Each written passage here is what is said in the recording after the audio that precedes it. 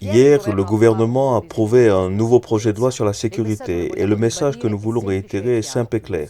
L'État est du côté de ceux qui respectent les règles. Durant ces années, nous avons dû faire face à la criminalité juvénile.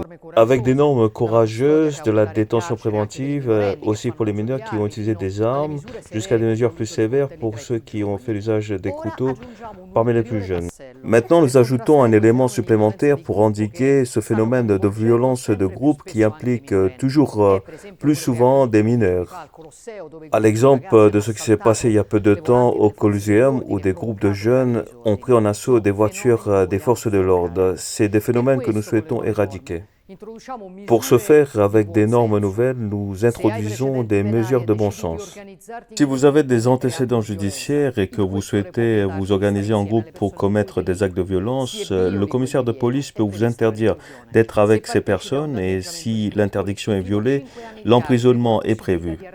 Si vous participez à des dégradations en groupe, vous risquez jusqu'à 5 ans d'emprisonnement avec la possibilité même d'être arrêté ultérieurement. Ensuite, pour ceux qui ont des comportements agressifs dans des zones animées, ils pourraient être identifiés et détenus jusqu'à 12 heures pour les empêcher de créer d'autres problèmes.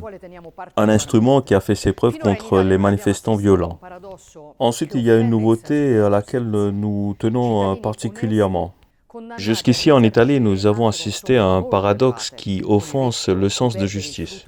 Citoyens honnêtes qui ont été victimes de tentatives de vol ont été condamnés à indemniser leurs délinquants pour s'être défendus et avoir défendu leur famille à des sommes élevées, allant jusqu'à le travail de toute une vie.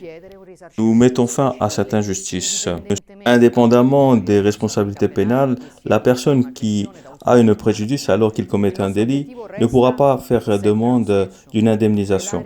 Personne qui se défendent d'un braquage, d'un vol ou d'une agression.